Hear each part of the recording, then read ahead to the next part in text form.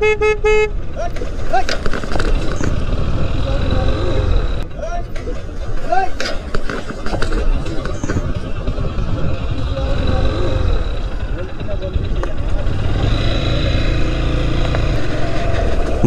গ্রামের ভিতরে ঢুকলেই রাস্তার এই অবস্থা। অলরেডি অনেক খারাপ রাস্তা পার করে আসার পরে মনে উঠলো যে ক্যামেরা অন করি, তাই ক্যামেরা অন করলাম। এই রাস্তাটাও তো একটু ভালো, মানে একটু পিসের মতো আছে, খটা ছড়ানো।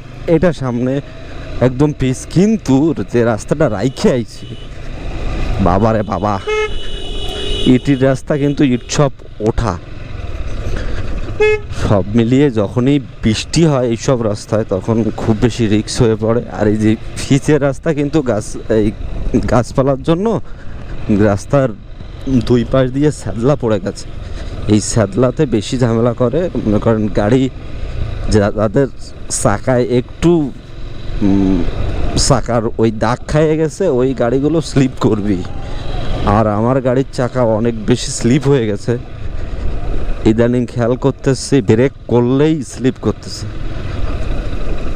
5 বছর হইতে যাচ্ছে তো চাকার অবস্থা মারাত্মকভাবে নর্মাল হইতে যাচ্ছে। চেঞ্জ করতে হবে চাকাটা, টায়ার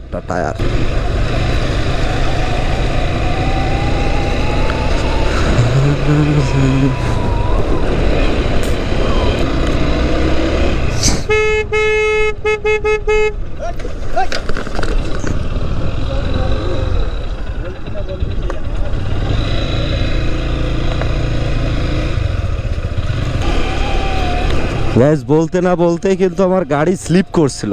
আমি ব্রেক করার সাথেই গাড়ি স্লিপ করছে, কিচ্ছু করার নাই।